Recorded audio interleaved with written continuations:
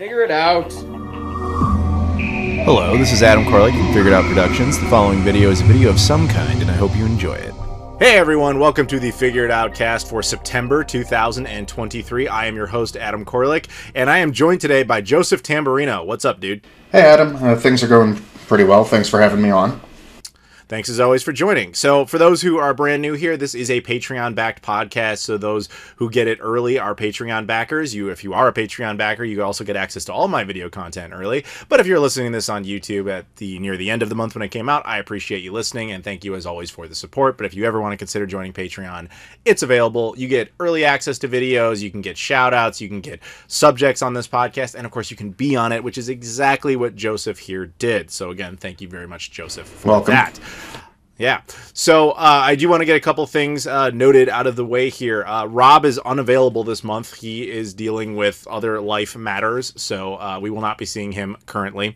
And as well as Abdullah will not be joining us this month for very similar personal reasons. Well, they're very different reasons, but they're also personal reasons. So he is unavailable. We wish them both well, particularly Abdullah, because he is struggling with certain things right now, and I'm hoping everything works out for the best for him. So we will just move forward and start talking about our stuff. So, Joseph, as a Patreon backer that is on the podcast, you get to pick a subject. And I kind of like yours because it's something that we should have talked about and then kind of didn't. And it's kind of two subjects, but I'm kind of like, well, whatever. Let's just do both. Yeah, I mean, they kind of sort of vaguely tie together somewhat, which is why I brought both of them up. It's actually ironic. So one of them is basically about video game stuff. The other is kind of about movie stuff. I know more about the movie stuff in this one case, so I'll let you kind of take point on the first one. But basically, here's the 2 points. You wanted to talk about the fact that PlayStation Plus as well as Xbox Game Pass are having price hikes. And then you also wanted to talk about the idea that a bunch of these digital streaming services like Disney Plus, Netflix, etc., are removing a bunch of content from their streaming service, yes? Yeah. Okay, so I'll let you kind of take point on this thought process since this was your subject. Okay, well, so we'll start with the gaming stuff and then move it over into the streaming stuff. But as has been making like the news like really recently, like within the last couple of days, Sony basically like tried to sneak in a PlayStation Plus price hike. And yeah, I saw a lot of YouTube thumbnails about that. Mm-hmm. I was like, oh, what are they? Okay, I mean, obviously they're doing a price hike. It can't be too bad. Oh, shit. Is basically my reaction when I saw what the actual prices were. So, to recap... What are the actual prices? Don't know what they are. PlayStation Plus is, like, basic. You just get a couple of free games a month. And you play online tier. Used to be $59.99 for 12 months. It's starting this month in September... It's going up to $79.99. The next tier up, the extra one, which has a couple of more like games that like Game Pass that you can play whenever you want, is going from $99.99, so basically $100 to $134.99. And then the premium tier, which has the backwards compatibility stuff in it, that's going from $119.99 to $159.99. So, first tier is having a $20 a year price hike. Second one is having like a $30 or $35 a year, and then the other one is having a $40 a year price hike. And that's like, Sony's the one that doesn't put their new releases on their right. service immediately as well. So they're also still expecting you to buy their games. And I was just like, okay, what? So, yeah, I actually went ahead and canceled my basic PlayStation Plus subscription, which I should have done a while ago, but it was already prepaid, so it's just like, whatever. Like, mine's still actually prepaid until February, but I'm just like, I barely turned the PS5 on. Why do I still have this? So, finally got rid of that. At some point, I'll probably also be dropping the Game Pass subscription, too, because Game Pass... like a couple of months ago, actually did raise their price. I don't know what their actual breakdown is. I just know that the monthly one that I've been paying for went up to $16.99, which I think I was paying $15 before, so it's not that big of a price hike, but it was just like one that's just there, which is why I brought them up. They didn't have like this major honestly, like, ridiculous one that's happening now. Which might not actually be ridiculous if you're someone who's actually working in the industry and knows how much any of this stuff costs, but at the same time, it's like, Sony, you don't give us any of your new good recent games, and you're charging ridiculously more than Microsoft is, when Microsoft's probably has more subscribers of theirs than you still do. So it's like... So, yeah. I'll give my 2 cents on... Are you done? I'll give mine if you're... For now, yeah. Okay, so I had heard about the PlayStation thing. I didn't know the specific price hike. Honestly, it's not that shocking to me. I mean, Rob and I think you were there too, we've been talking about this for years. Like, enjoy things like Game Pass while they're cheap, because that's not going to stay that way, because it's an unsustainable model. I don't think people understand how services like Game Pass actually work. So for a company like, let's say, Ubisoft to have incentive to put their game on Game Pass, that means anytime somebody downloads it, Microsoft has to pay Ubisoft for the sale, even though Microsoft is getting essentially nothing out of the fact that you're purchasing it, which you're not really purchasing it. They're doing so in the hopes that of the subscription model, where you stick around on Game Pass, that you're constantly just paying them a monthly fee, and that you don't end up using it as much, just because it's like, oh, it's a nominal fee, I don't think about it much, I turn on the Xbox every once in a while, maybe I download like 1 game a month and I don't really think about it. They're willing to eat that. But it's people who download tons and tons of games that's really kind of hurting them. Microsoft, however, can afford this. And the Xbox program has always been a jobs program at Microsoft. It has never really made money in its history. To this day, that might still be statistically the case. I'm not going to go through the entire history of the Xbox brand, but going into the Xbox One, they were still net negative $4.4 billion in a red hole. So to think that it came out of that on the Xbox One is unlikely, and the Xbox Series X probably not, especially considering the astounding amount of money they must be losing on Game Pass every month. But they do it anyway because it's all part of a greater plan to kind of eventually be, I'm not going to say a monopoly, but almost a monopoly, where you eventually don't have a choice. Price hikes are part of that. No, Microsoft definitely wants to be as close to a monopoly as they could legally get. Exactly. So let's make sure that's understood. So you live right now, if you're listening to this, you live in the interim phase where you got to enjoy the perks, where it looks like they're on your side, but to be fair, they're really not. They're just doing this in a very slow way because that's the only way you can get away with it. Now, Sony's perspective, it's interesting because Sony is probably not being unreasonable with this, because things like what I just described to you, those same policies apply to Sony. Like, they have to pay every time you download a game off of that Pass subscription service, and they don't have the infinite wallet that Microsoft does. And to keep things like servers and all that stuff, it's not, cheap. Yeah, infrastructure is expensive. Exactly. And you have to pay teams to keep that stuff operational. You have to pay additional teams for security protocols because there's always fans trying to screw with your stuff. So, like, right now, I guarantee people are mad about the price hike, and there's somebody out there trying to screw with Sony servers to cause a crash to say this is why it's not worth it. So they have to hire teams to prevent that, thus making things even more expensive. It's an unfortunate constant cycle. I remember Shuhei Yoshida said something about that once, actually. He's president of PlayStation, or he was anyway. So the price hike to me is one of those things where it's unfortunate, but in no way surprising at all. Personally, I have never had a PlayStation Plus subscription except for like 1 month where I got a free trial once, and that was it. I don't play games online, so it was totally pointless. And not to be hypocritical, I did have, I should say, Xbox Live Gold, which they have now gotten rid of effectively and replaced with Xbox Game Pass Core, which is the same basic function. You just don't get those quote-unquote free games every month. Instead, you get whatever's available on the core version of Xbox Game Pass. Mine was set to expire in the middle of August, and I didn't know that.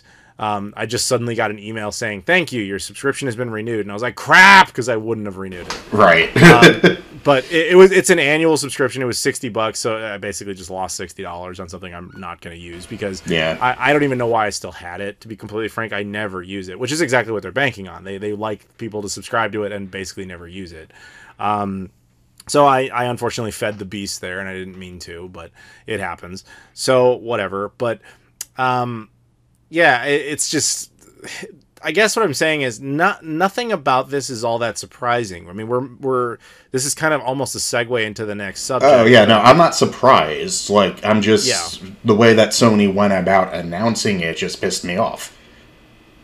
Yeah, I missed that. So what? I was in Amsterdam at the time. How exactly did they announce it? It was like a paragraph at the end of their most recent announcement of the new games being added to PlayStation Plus. Like a paragraph at the end. Okay.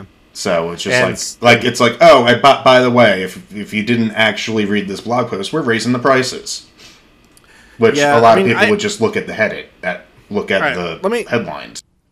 Let me play devil's advocate here, because I'm gonna try and be on their side and on the consumer side at the exact same time, because on their side, they know full well a price hike is unpopular. There's nobody out there who's gonna be like, oh hell yeah, PS Plus is gonna cost more. What up? No one's gonna make happy videos about that. No one's gonna respond to that positively. So it's a very hard thing to go out there and be like, all right, yes, you don't go on stage and make an announcement and be like, we're proud to announce that PlayStation Plus is now going to cost $40 more. Like, they're not going to do that. So you have to kind of legally get the information out there, and their attempt to soften it is probably what they were thinking. Now, the consumer side of it is that it looks scummy because of the way in which they did it. So I guess what I would ask you is, as a consumer who actually has PlayStation Plus, granted you intend to get rid of it, how would you have preferred to have heard this information? As a consumer, I would have hated it no matter what. I mean, let's be honest. That's exactly my point. As someone who actually works in tech, though, I get it. So if it hadn't been like something that they announced in a way that they were banking on people not seeing it, I would probably still be canceling my PlayStation Plus subscription, because I honestly, like, the last time I turned my PS5 on to play a game was when that Star Trek Telltale-ish game came out, and even then I didn't finish that because it was like broken and buggy, and I haven't gotten around to playing it now that the patch is out. But so I haven't turned that thing on in months. So it's just a case of I've kind of shifted to being a PC gamer in the last couple of years. So it's just like, until like something exclusive comes out, or something comes out that works well on console but works really shitty on PC, I'm not really going to be playing the consoles much. But okay, that's fair. Let's see. But I mean, as I was saying, Microsoft also updated the game, hiked up the Game Pass price as well, and they sent an email saying Xbox is updating prices, and here's what you should know. Like, granted, people might not see that in their email, but I had a Game Pass subscription. Microsoft sent me an email in the header saying that they're updating their prices, as opposed to Sony, who sneaks it in the last paragraph of the game announcement. So basically, you just wanted more forewarning. Basically, yeah. Okay, that's not unreasonable. I'm not saying it's not. I'm just saying I was just curious, because I don't even subscribe to PlayStation Plus, so it was never an issue for me. I was like, yeah, whatever. I never would have used it, so it makes no difference. Though, yeah, I do wish I had not screwed that up. I do wish I had canceled my Xbox Gold, or now Core, or whatever the hell they call it, because that was a mistake. But it happens. I would have also canceled my Game Pass subscription too, because I haven't really been playing a lot of games on that too. But for people who haven't gotten the premium edition upgrade, which is another thing we should probably talk about for Starfield, that comes out in 2 days, and I'm like, you know what? I actually want to play that, so I'll keep my subscription at least for the next month before I actually potentially get rid of it until I decided there's games on there that I really want to play right now. But so talk a little Starfield. Go for it. Okay, so the thing with Starfield is that on the Xbox Game Pass app, you have an option to pay $35 to upgrade to the premium edition if you have Game Pass, which would have allowed you to play the game 5 days early. So I didn't do that because it was just whatever, I have a bunch of other games I'm playing right now, I can wait until Tuesday. But it seems like that's another way that Microsoft's trying to get more money out of Game Pass, which, to be fair, games on Game Pass hurts game sales. So for the first party stuff, unless if they're getting a bunch of Game Pass subscribers or people like me who are actually going to stick around for at least a month or two because of Starfield, yeah, I could see why they want to get like more money out of people with that. But at the same, that's just like another way. It's like at this point, it's probably getting to the point where yeah, like you said, stuff's unsustainable, and Microsoft and Sony and all the companies really need to figure out a way to actually make this stuff profitable now, because they can't keep throwing money at the furnace and hope it works. But that is a incredible segue to the next part, because it ties together perfectly. So, for those who are, we're going to be talking about streaming services like Disney Plus and Netflix. And if you're not a movie guy, it doesn't matter. Hear us out, because this applies to your Game Pass and your PlayStation Plus online. It's the same basic thing. All at the same time, the entertainment industry started going towards this concept of things like Game Pass or Netflix, where it's just infinite subscriptions and all that stuff. It all kind of happened at the same time. Do you notice that? Granted, video streaming was a little bit faster just because the technology was, better. But Disney Plus really changed the game when Bob Iger basically decided that the model for that sort of thing should be, we'll have, remember when Disney was going nuts and they were buying like every company? They bought Lucasfilm, so they got all the Star Wars stuff. They bought Pixar, so everybody always thought they owned them, but they didn't. They bought Marvel. Eventually they bought Fox, which was the one that went too big for them. But they bought all this stuff because the whole idea was that we want this massive catalog on Disney Plus, so that when we get subscribers, they have infinite entertainment and they never have a reason to go anywhere. They just pay the subscription every single month. Now, that subscription fee, of course, is the revenue. That's where it all comes from. But the hope is that, again, you don't really end up using it all that much. But then it started to be understood that legacy content, like nobody is going to sign up for Disney Plus just because you can watch Bambi on it, a movie that came out in 1941. Like nobody signs up for that. Yeah, nobody signs up for that reason. They might sign up and say, oh, cool, Bambi's on here. But nobody was like, oh, shit, Bambi. Yes, I've never thought about buying a Blu-ray of it. I'll get a streaming service because I want to watch that one time. Nobody does it like the only people who will be excited for Bambi on Disney Plus are people like, oh, shit, every Disney movie on one thing I can go and grab. I could go binge all of these. Right, that's my point. So the thing, and I'm no expert on how this deal went down, but here's what I understand. A lot of the legacy content that Disney owned outright, they can just kind of keep up there infinitely. And the only thing they're really paying for is services, not licensing. So it's just basically the maintenance of servers to keep it there. New original content is something they all started doing because they're like, well, we can't just all sit on legacy content and let, the standard TV model have its own content that we eventually get where it's old, or movies that go into theaters and they have physical releases and then we get them when they're old. We have to have our own original content to make us stand out. Netflix pioneered that by having things like Stranger Things and all these other shows that they themselves made uniquely, right? The joke with Netflix was you could call them and pitch them anything and they would just give it to you because they were just desperate to make new content.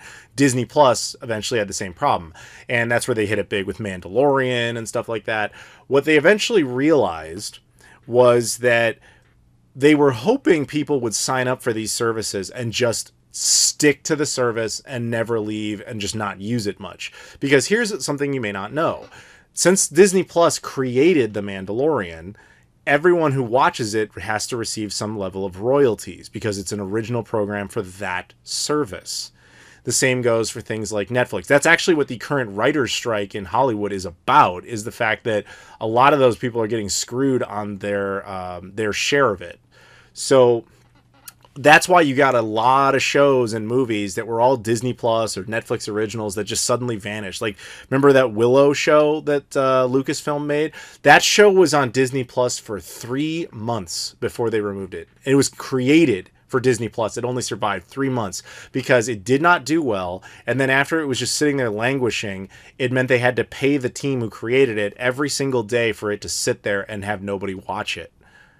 which is ridiculous. So they were like, that doesn't work unless you have a lot of people sitting there subscribing, which nobody was. So one of the areas in which they shed the fat, you'll notice that almost everything they took off was the original programming because they have to pay for it. Whereas the legacy content, they don't have to pay for. But when all you have is legacy content, they underestimated the value of that. Again, like I said, nobody signed up to Disney Plus just because Bambi was there.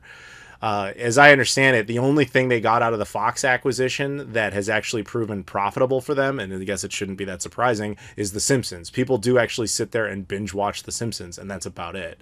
But nothing else they really got out of that is doing too well for them. And they're still on the hook for another like $25 billion they owe Universal because they have to buy out their share of Hulu. Disney is in a special kind of hell as far as financial problems, but it's all because they use the same model that Microsoft is using as well for GamePass, which is just get people to subscribe and just kind of downplay the actual ability to use it. Because if they don't actually use it that much and they just know they have the option, it's kind of like the Matrix. The whole thing operates on the illusion of choice. Yeah. It's the same basic idea. It's like if you have I do have Xbox Live Gold. I could at any time go over there and play a game online. I never do it. But then the idea that I don't have PlayStation Plus, meaning I can't play a game online on the PlayStation, I'm not going to lie, it kind of irks me a bit, even though I would never do it. They kind of are going for that, but the problem is the numbers just aren't there. So the writer's strike now is to try and come up with a happy medium for the writing team as well as the corporate side of things. Do you know who pays for that? How that triangle has to balance out? Disney Plus must get more expensive. The user must pay for it more frequently. Rather than being whatever it is, $12.99 a month, it has to become $19.99 a month. And it has to go up, and a lot of content has to come off, the stuff that's more expensive. They're trying desperately right now to figure this out. And if I'm going to predict anything here, you're probably going to see the collapse of a few of those streaming services where they just kind of fold into each other. Paramount Plus. Oh, I agree.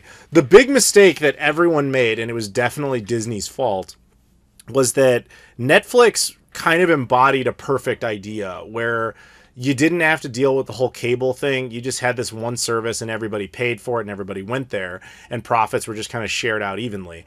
Disney thought, we don't need them. We can do this ourselves. And to be fair to them, for Disney a little could. bit, that was... Yeah, like, that was Disney true. had the content to do it and the money to make more stuff to do it. It's Right. everyone else that didn't, really. Right. And so we saw all these different strategies. Warner Brothers had the most insane one where they were just pulling their movies out of theaters and putting it on there and just giving them away. That was different. That was a weird situation. No, Paramount that was mostly COVID, to be fair. Yeah, true, but it was also the fact they were owned by AT&T, and AT&T didn't really care about the money. They just wanted to get HBO Max in people's houses. That's a different story. Paramount Plus was the weird one out because it was like that kid who tries so hard and they're pretty good at their job, but like nobody really cares what they do. And then everybody forgets that Peacock even exists. That's where I'll give Sony a point. Of the major studios, which is now 5, I guess, without Fox, Sony Pictures was the only one who was like, you know what? I don't want any part of that. They stayed out of it. They dropped the PlayStation Vue. Do you remember that? There was their live streaming service for a while. Oh, yeah. They got rid of it. Yeah, exactly.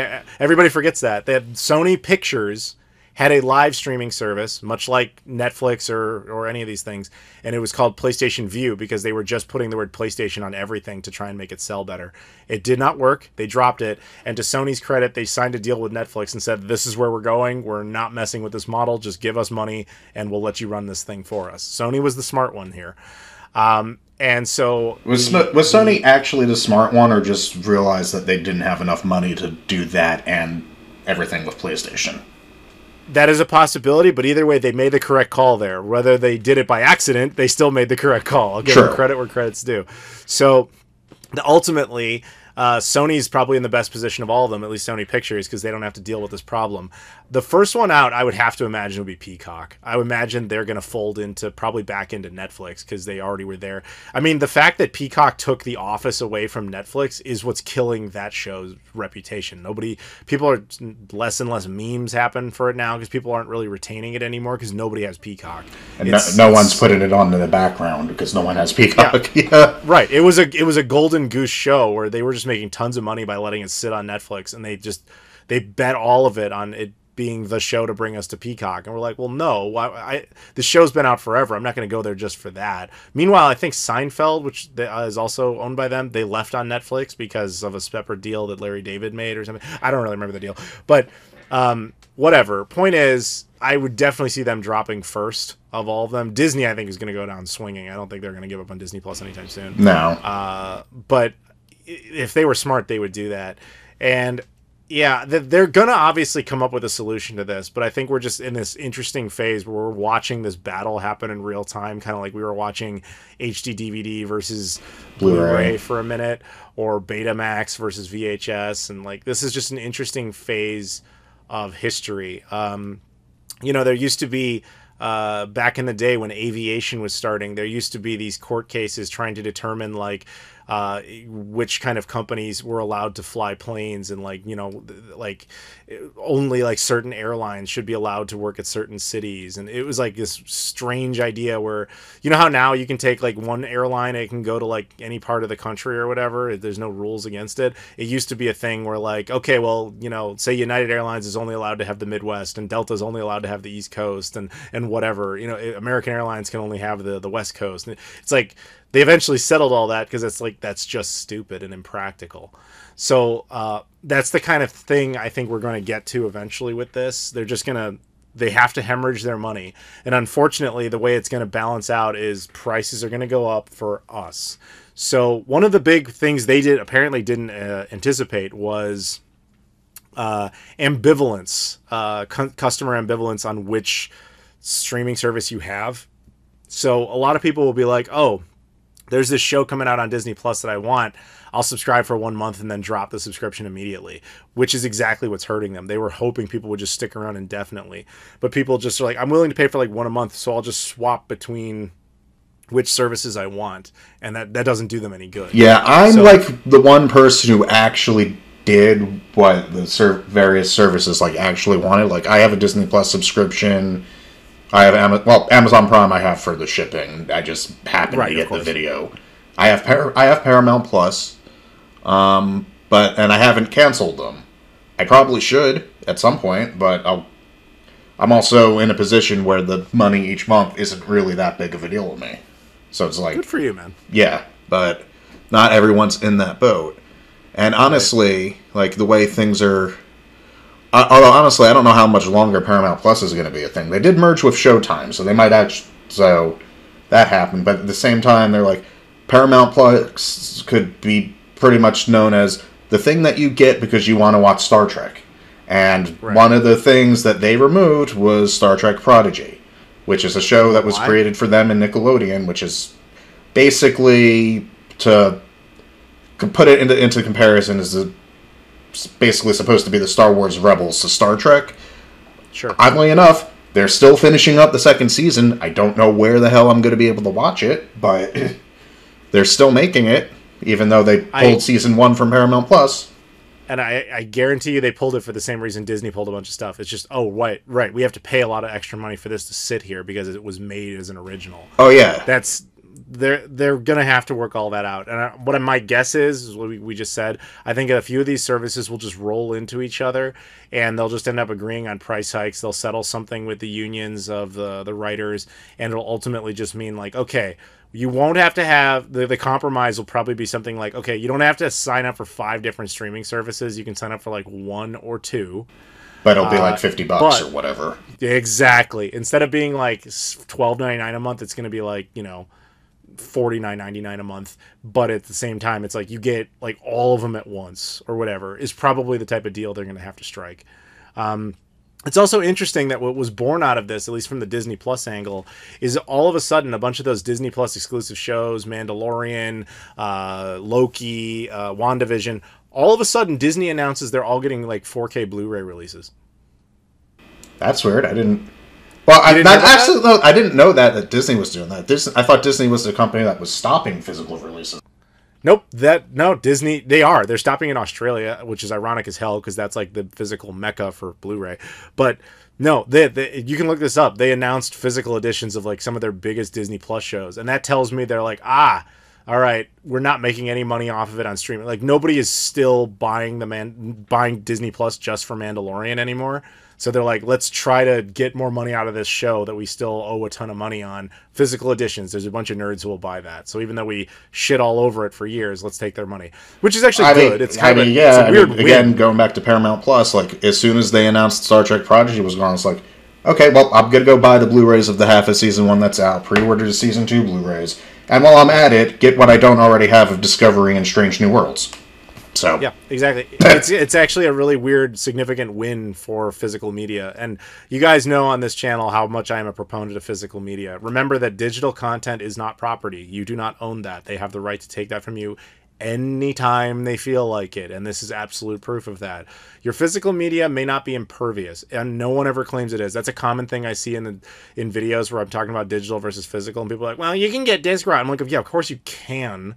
But at least that is preventable. Like under normal, usage circumstance, if Disney decides, hey, The Mandalorian doesn't get to be on Disney Plus anymore, they don't have the right to show up to my house and be like, we got to take that Blu-ray away from you. You can't have that anymore. That's not how that works. So if you care about I'm not saying you got to go out and buy every single show. No one is making that claim. But if you like a show enough that you think you're actually going to want to be able to revisit it on any time of your choosing, you should go out and buy a physical edition, and the same applies to video games. But anyway, I think we've said our piece on this. This has been a pretty fruitful discussion. So hopefully you guys understand more about it and how it all kind of ties together. So let's move on. The next up here, we just have a round of shout-outs. These are all Patreon backers that are at the tier in which they get a shout-out. These are all dudes that are helping to keep the lights on. I really appreciate you guys. Luis Bonilla, Loke, Michael Kelly, Tim Inman, Trey Wagner. Once again, that is Luis Bonilla, Loke, Michael Kelly, Tim Inman, and Trey Wagner. Thank you so much for the support. Appreciate you all. Next up, for another person that we appreciate, Spencer Peryear, who is a backer who actually, I don't even know if we've ever said this on the podcast. He's actually the tier in which he could be on this podcast anytime he wants to. He has never wanted to do it. He just wants to give me a subject every month. So I really appreciate him because that's a very super generous move. But Spencer, the subject he wanted to talk about was the most hyped you've ever been for a game or a movie that was also simultaneously the biggest letdown. So what I thought we could kind of do here is, rather than pick one or the other, if you can think of any, I will go over the game I was the most hyped for that let me down, and the movie I was the most hyped for that let me down. And we can just kind of do one of each. How's that sound? I mean, that would sound good to me, except I can't actually think of anything for either. Like, there have been games that like let me down, but they weren't ones that I were like super hyped for. It was like, oh, this looks like it'll be interesting, might be fun, and then just turned out to be like bleh, or pissed me off. But it wasn't like anything like, oh god, this is gonna be great. This is shit. So that's fine. I mean, what's that story? Tell me about one of them. So for game-wise, there was a game on the PS4 that came out. It was basically it was a magical girl game called Blue Reflection. It was like, okay, this seems like it might be interesting to play. It's from Koei Tecmo, so it's gonna at least be okay-ish. And then when I got the game, I played it for a bit. It's like, wow, this is really just like nothing. Which, like, it's supposed to be like a JRPG thing. It was basically supposed to be basically the way it was like initially seemingly like was supposed to be the magical girl genre version of Persona, which on paper is probably like one of the best ideas you could ever have for a magical girl genre video game as far as like that anime stuff goes. But it was just like, this is nothing. This is not great. Oh well, I paid $60 for it. On the first one, it seems okay. Like, would be okay. And a couple of my friends wanted. It wasn't. The price, on the secondhand market, skyrocketed up pretty much so. And it did actually somehow do well enough to get a sequel that I haven't tried out yet. So, obviously, some people like it. Sure. And do you have a movie? No, honestly, not at all. I can't even think of anything. Like, generally, like, any movie that I go into that I actually think is bad, like, terribly bad, I go into, like, think about, like, even, like, Rise of Skywalker, which was, like, I guess Rise of Skywalker would be it, because it was, like, basically, because it took, like, basically it went, okay, went from where The Last Jedi was, and was like, yeah, no, bye, no, none of that matters. Oh, now that I just think about it, I do have another one for a game, but I'll get back to that. All right. But like with Star Wars, it's like, yeah, okay, Star Wars: The Rise of Skywalker was still somewhat entertaining for me to watch as far as seeing like explosions happen, but it was like, so this entire trilogy is basically worthless and pointless because every entry basically went, no, those plot points from the previous one, no, bad. And it's just like, what was the point of this besides Disney wanting money? Yeah. But we've also complained about this a million times by now. Like, I completely agree. Everything about the Disney trilogy of Star Wars was awful, and it's hard to not hate it. You know what I mean? Like, it's just so bad. But we've talked about that to death. So go back to the game that you have. But I agree, by the way, Rise of Skywalker. But at least you went into Rise of Skywalker being like, this is gonna suck. Oh, it sucked. It really sucked. But yeah. Yeah, I mean, because like you said, I knew that that a lot of it was like a course correction from The Last Jedi, and as someone who at the time actually liked The Last Jedi, I was like, well, that sucks, but oh well, I'll at least see it and see what it is. It can't be super bad, and it's like, well, okay, it was entertaining to watch, but yeah, it was bad. What the hell? Why did they do this? Mm-hmm. But anyway, game-wise, I can't believe I completely forgot about this. Well, okay, I guess I can because the new game in this series that's coming out has got me kind of hyped up again. It made me forget how much I hated Mortal Kombat 11 on release. Well, because the story in Mortal Kombat 11 is nonsense, even for Mortal Kombat standards. Like, it's not like, oh, this is a bunch of ridiculous, over-the-top, violent bullshit, or this is happening because of Mystic mumble-jumble thing. That's like nuts. It's like, no, this is just bad and completely contradicts stuff in the last two games that you released, which is where you should be consistent on. And it's like, was basically like, okay, cool. The game ends with time being rewound again. Why are we rebooting again? This is 2 games after you did a reboot.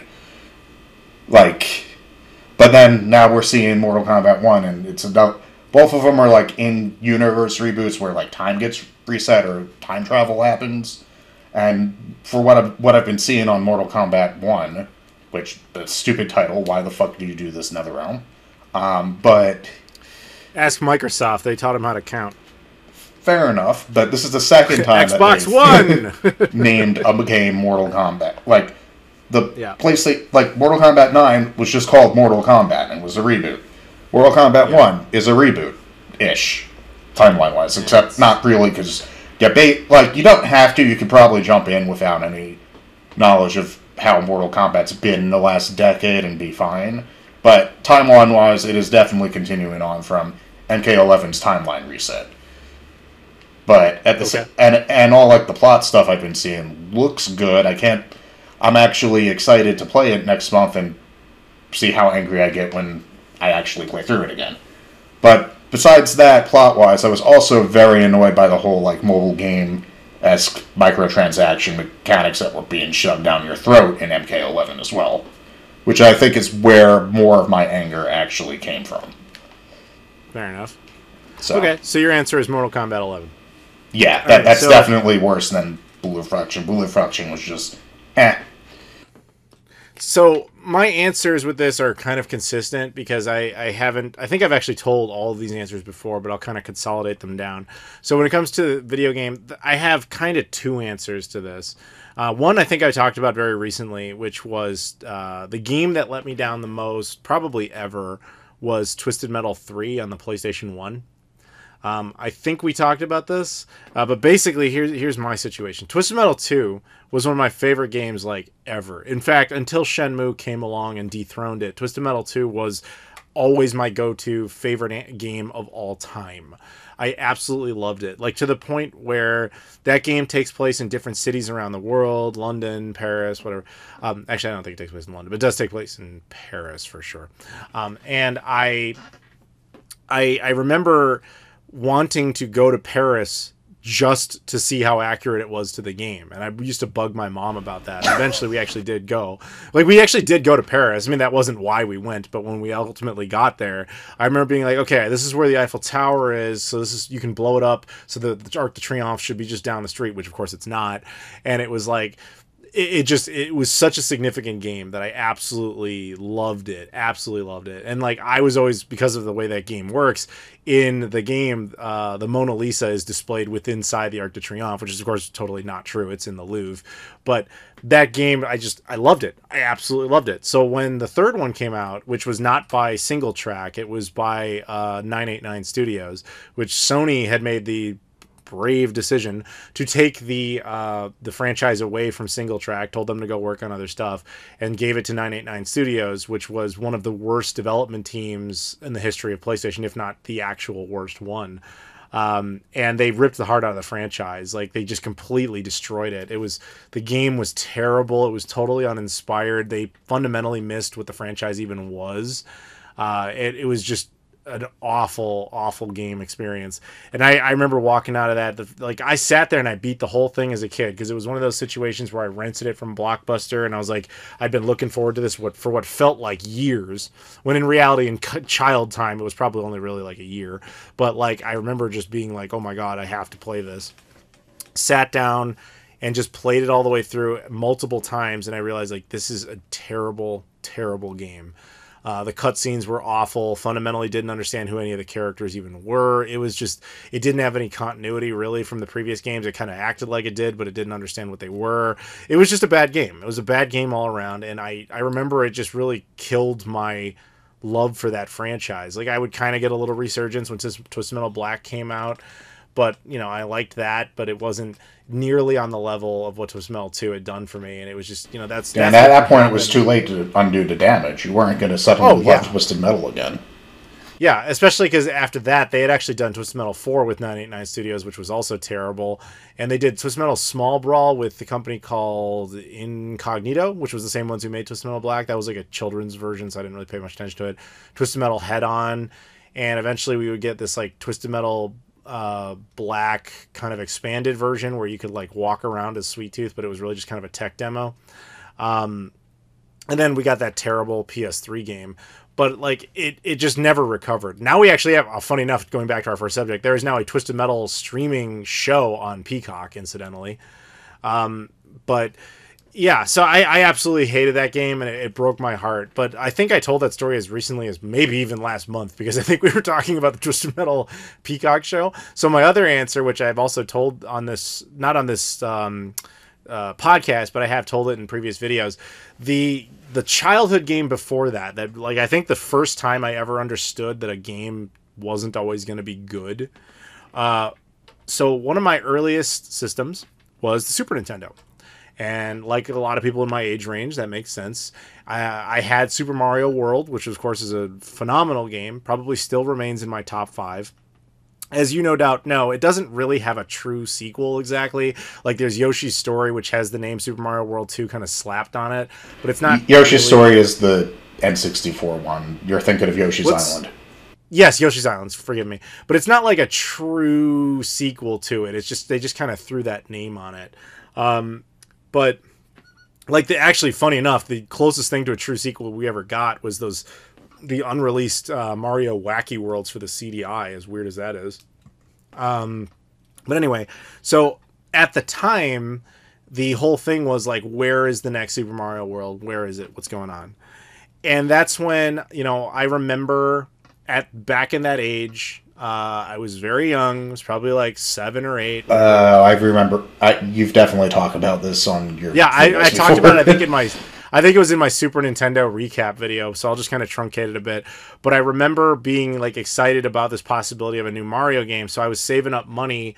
Like by, you know, I would work at like a lemonade stand, you know, like shit like that, like the kids can do to try and generate some money. Any Tooth Fairy money you get, any of that sort of stuff, save it all up. And along came this game called Mario is Missing for the Super Nintendo. And the outward presence based on the box art and what little I had seen in magazines presented itself as a Super Mario World type of game where you played as Luigi the entire time. And the whole goal of the game was to try and find Mario. And I was like, this sounds awesome. And I remember putting down the money for it, and I bought it for a friend of mine because at the time he had a Super Nintendo, so anything Super Nintendo related was his, anything Sega Genesis related was mine. This is before I got my own Super Nintendo, but I had played Super Mario World a million times at his house. And so I remember buying it and giving it to him like as a gift, so that it was really, my gift too, because I could play it. And we sat there and we started playing it to find out it was like this terrible educational game. And it just absolutely broke both of us. And I sat there, I'm like, I paid money for this. Like, I put in a lot of work to get that game. And there it is, like this piece of crap. It was the first time that I understood a video game could be bad. I remember that. I remember actually prior to that, I did not know a video game could be bad because I had only ever played what we now consider a lot of these classics. Your Sonic the Hedgehog and obviously, Super Mario World and things like that. I just hadn't ever been, you don't get that many games at that age. Yeah. So you're very, very selective and you cherry pick a lot, especially back then when you had to buy like the entire carts. There's no like, other than Blockbuster renting you stuff, you didn't have access to a ton of games. So I remember getting this and just thinking, this is like the worst thing I've ever experienced. And you grow up. You grow up a lot in that. And then you get more selective as a customer and realize, like, you can't just buy anything based on the box art. Which is actually funny, because that's exactly what killed the video game industry in the 80s anyway. But I didn't know that, right? So that would be my answer for the games. As far as movies go, the Independence Day sequel, Independence Day regurgitation or resurgence or whatever the hell it was. I grew up again in the 90s. Independence Day comes out in 1996, right? I saw it probably for the first time in 1997, like probably on VHS or something like that. And I just thought this was like the coolest movie ever. Like the whole premise of it was just so much fun. Aliens come down, the whole thing, virus, computer, blow them up, blah, blah, blah. Just thought this was so much fun. I loved it. If there was like one movie that really defined the late 90s and the early aughts to me, it was just watching Independence Day all the time. And I kept waiting for this sequel. I'm like, where is it? Like, how do you not have a sequel to this? Like, where is it? And it just kept never happening. And as you know, I think it was like 2016, maybe 28. I don't even remember what year it was. Yeah. I think it was like 2016. They finally did Independence Day 2, Independence Day Resurgence. And it's like, it's still by the same guys, Dean Devlin and Roland Emmerich, who we now knew were hacks because they had made pretty much nothing but garbage since Independence Day, 2012 and the 98 Godzilla and all this 10,000 BC, like, all this junk that he has been making ever since. And I sat there being like, all right, I'm not expecting miracles with this movie. I'm just hoping for a competent follow-up. That's all I wanted, was a competent follow-up. The trailers actually looked pretty good. They looked like they actually kind of knew what they were doing, like that they understood what the significance of this sequel was and how they were going to expand on the lore and the story. I have never, in my life, not once, given up on a movie faster than Independence Day Resurgence. I waited 20 years, Joseph. 20 fucking years. That movie lost me in 20 seconds. And do you know why? No, because I didn't see the movie. Oh, you shouldn't. Don't. In the first 20... So did you ever see the original? When I was a kid, yeah. But I never, rewatched it a million times like you. Right, so by the time it came out, I was like, why? Okay. let me truncate that, just kind of jar some of your memory here. If original Independence Day, aliens come down, they blow up all our monuments, whatever, and like they have shields, we can't do anything about it. They eventually, Jeff Goldblum's character figures out like, hey, if we go up to their ship in like this downed Roswell 1941 or 47 ship that we've got, that's one of theirs, we can fly up and I can upload a computer virus, it'll knock out all their shields. Then we can all just fire like our normal weapons at them, and it'll be a dogfight, and we can win it. Then Randy Quaid, that's the plan. And then the president of the United States gave this big and vigorous speech about like, hey, we fight for our Independence Day. And then they all go up, they shoot the ships down, they knock them out, blah, blah, blah. We win, right? Okay. Yeah, I remember that. Okay. So that's the movie. So this movie, the second one, starts off with the alien mothership, wherever their core origin point is. They're learning about how their, I guess you would call them, their squad on Earth was destroyed. That's how the movie starts. But do you know how they learned it? What was the piece of information that told them? Was it some desperate scene of a bunch of aliens running around inside of a fiery ship sending a desperate communique? Was it something of a rogue ship that had escaped and docked with the mothership to explain it to the Queen? Was it something like that? Was it something interesting? No. Do you know what it was, Joseph? Do you have any idea? Did they detect the hacking attempt from the first movie? No. They watched Bill Pullman's speech about how it's our Independence Day on fucking YouTube. What?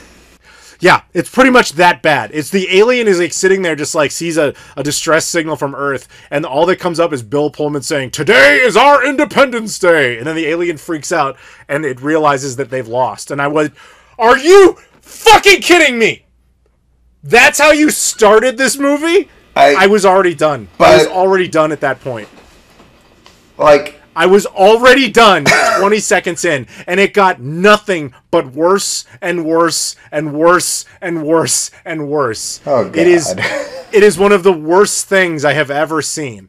And I sit there and I go, 20 years, Roland Emmerich and Dean Devlin, 20 years you had to come up with a basically competent sequel. All I wanted was one that expanded upon the lore and had something to say. And when I remember talking a lot more about this when this movie came out and watching a bunch of deep dives on it because it was just kind of fascinating how bad this movie was. It turns out it had something like 5 different writers and they all kind of wrote different movies. And then Dean Devlin and Roland Emmerich, I guess, liked individual bits and just threw them all together. One of the 5 writers clearly was like me, where he wanted to see lore follow-up. Because, like, every once in a while, like, 1/5 of the movie, they kind of do something smart, and then they just drop it for stupid shit. And this was also the height of, like, when American movies were just pandering to the Chinese. So, like, a good chunk of the movie is about how only China can defeat the aliens. It's like, it's a movie called Independence Day. What the? Yeah, like there's a massive basically like flag wave for China in the middle of the movie. It's just like, oh my god, like everything about it was grossly offensive to all of my senses as a fan. You know, to kind of finish this story off, when I was a kid, as I said, I watched this movie a lot. My late mother, one of her favorite movies actually was the original Independence Day. She loved that movie just as much as I did. You could put that on any time. We're like, this is a blast. So when the sequel came out, I remember I had picked it up. It was like a Black Friday sale. It was already like down to like $3.99. You could get the Blu-ray like right away. I bought it just to rewatch it to be like, could it really have been as bad as I thought it was when I saw it in theaters? No, it couldn't have been that bad. So I brought it to her apartment and we watched it together. And I'll never forget, we were only like 40 minutes into it, and she just goes, how much longer is this? And I was like, okay, yep, she thinks it's just as awful as I did. I still can't believe that movie got made. And the dumbest thing, too, it ends on a cliffhanger. Because they were going to make a third one. Everybody was like, nope, no, we're done with that. No, we're never making that movie. So, just an absolute piece of shit. And not that I think anybody out there was ever like on the fence at this point about whether or not they're going to watch it. Don't. Let it end with the first one and just pretend the second one never got made. Just don't. Just live in your imagination of what a second one should be. I mean, we're talking far worse than the Disney trilogy of Star Wars, in my opinion, to what you could do to the continuity of a, not even a franchise. I guess it kind of was, but just Jesus fucking Christ. All right. I will keep praying that, I guess I will start praying that the Stargate film reboot thing that they've been trying to do forever never gets made, or it doesn't have Emmerich on it. One of the two. If it's Dean Devlin and Roland Emmerich, it's going to suck. Like, those guys have just not made anything good since. Yeah. I mean, granted, Stargate nowadays is, well, people know the TV show much more than the original movie, so. I actually like that movie. Anyway, I like that movie, the original one. Yeah, I've seen it like once or twice, but I watched the show all the way through a couple of years ago. Well, okay, well, no, that's not exactly true. By the time I got to Stargate Universe, I stopped. But sure. I watched SG-1 and Atlantis all the way through. But I mean, at this point, like, the idea of making a new Stargate thing and not being connected to the show just, like, sounds completely baffling to me, because the show is basically the franchise. The movie is just the thing that's sprung up from, but whatever. Hopefully it will never happen. I'm purely speculating here, because I would not call myself a Stargate fan, but I'm pretty sure Roland Emmerich had next to nothing to do with the show. Oh, he had nothing to do with it, no. Yeah, so my guess would be, if he's making anything, it's a sequel to his own property. Oh, yeah, no, like, they were trying to make a reboot with him attached. It's just, they've been trying that for, like, ever, and it just constantly gets stalled. Like, MGM said they're trying to do it again, but I don't know the details of what's happening with it this time. All I know is, no matter what happens, if he's involved, it's going to suck. So let's just leave it at that. But, all right, so we'll just move on from this. It's depressing. Thanks, Spencer, for the stroll down horrible, depressing memory lane. Love you. But for real, though, thank you for the subject. So we'll move on to the next one. This is by Chuck Shaw. This is just going to be kind of our little fluff one, because this is a very weird one that he wanted to throw out there. So Chuck Shaw runs Mo Game Con, convention down in St. Louis, which I've been a guest at every year. So huge shout out to Chuck for that. Now, Chuck and I have actually hung out in a couple of casinos down in St. Louis, which is always fun. He's one of those guys where you go to a casino with him, he's just like, yeah, I'll put $100 in the machine. Oh, I want 1,000, whatever. I don't even care. Like, he's just very good at that. So the subject he wanted to talk about was our favorite casino or gambling games that we've ever had. And I had to sit there and think about it, and I was like, I don't know if I really have any. So I kind of wanted to expand the subject into, you can answer that certainly, but if you were going to make like the ultimate gambling or casino game, what would you do? What system would you have it on? What would you create? So, I know you saw the subject list beforehand. Did you come up with anything for this? No, not if we're being strictly on the whole gambling type deal. And I'm like, I don't really know like enough about that stuff to even know how to make a gambling game. Like, if you expand it to like the way like a lot of mobile games work, with how you can get characters or whatever, with like basically when they call the thing they call gacha games. And then I've recently started playing the 2 Yu-Gi-Oh ones that are out, and been making up for lost time of not being involved in that franchise with how much I've been playing lately. Sure. It's like, but that's not really gambling so much as a TCG thing, which, I mean, yeah, I guess it's technically gambling because you get the card pack and then you don't know what you have, but like, it's not gambling in the way that you traditionally. No, I think he means specifically like casino stuff. And to be fair, I don't really have a great answer for that either, because that's the only kind of gambling or casino like stuff I ever enjoyed was like just little bits in other games, like when you go into the casino at like in Sonic 2 or Sonic Adventure or something like that. Like the dedicated ones like Caesar's Palace 2000 for the Dreamcast, I never really sat there and played that in any extensive amount or anything like that. So I thought it'd be more creative to be like, okay, if I was suddenly tasked with making a casino game, what could I do that would stand out? Because I sit there and I think casino games, as we think of them, your blackjacks, your roulettes, all that sort of thing, craps, whatever it is, the obvious appeal to those games is not the game themselves, it's the potential for prizes, money, right? But you obviously can't do that with, a consoleized video game. So I was thinking, what is the next best thing you could do to kind of make it interesting? And then I started thinking, you could kind of go the Chuck E. Cheese route, where you're kind of playing a game and you get the tickets at the end, and then the tickets are worth something, so that's kind of where you go with that. But then I was like, well, even if you got tickets, like, you can't really trade them in for anything. So what's the next best thing you could do? What if you had a game where it's a lot of gambling and it printed some sort of prize? Well, my friend, there is only one system in the history of video game consoles capable of coming to answer this call, and that is the Casio Loopy! A gambling game for the Casio Loopy, where it would print off little, like, every time you won, it prints off little stickers and says, like, here's how much money you won, and it gives you a little heart with it. I think that would be my ultimate gambling casino game. It would for you. It would be for me, but you could basically like if you were to like, I mean, the hardware in the Loopy is perfectly fine. It's like basically what's inside of 32X. So like you could sit there and make like a casino-ish game. It would just be kind of interesting to actually see that thing be able to be like, all right, well, you won $100. Here, prints off like a fake little $100 bill that's very obviously fake. I think that would have actually been an interesting little gimmick game for the Loopy. I just literally no other system that can do that. Maybe the Game Boy if it has the Game Boy printer or something, but like. That's about it, right? So yeah, I think unless if you're like gonna make like try to somehow like make a Madden version of like poker where like you're simulating like being a pro poker player through like an actual like tournament / season or however that works.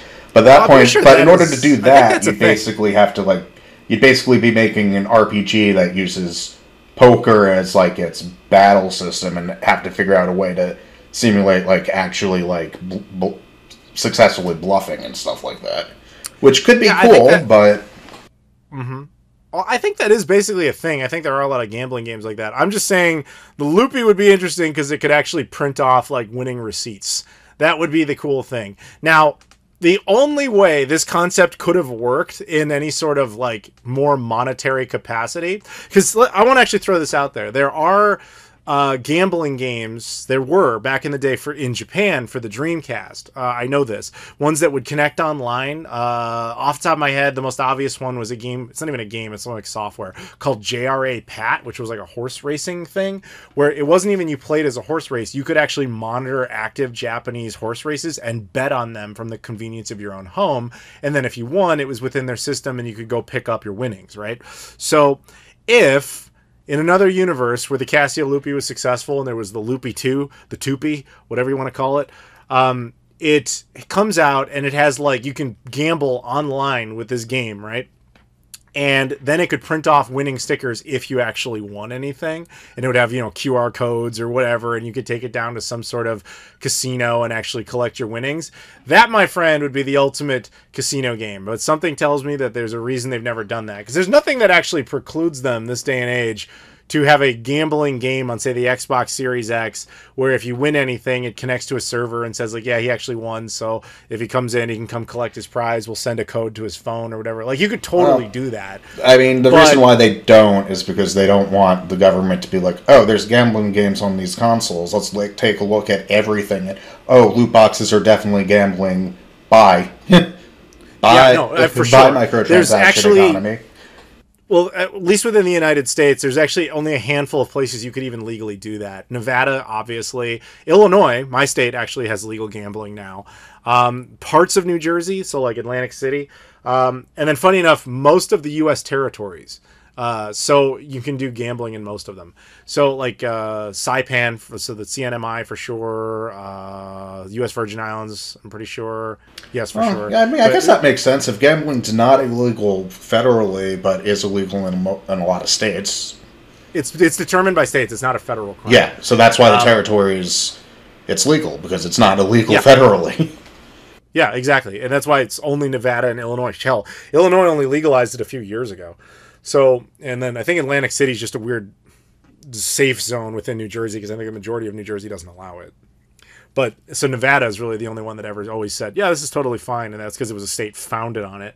Point is, you probably couldn't get away with it for that reason. But we're talking fantasy here. So my fantasy is a Casio Loopy online gambling game where you can print off your own winning receipts when you win within the game. That would be, you know, my ultimate answer for that, which of course I don't have a real answer because there's no real gambling games where I'm like, oh shit, son, I gotta play this. Like, it's not my thing.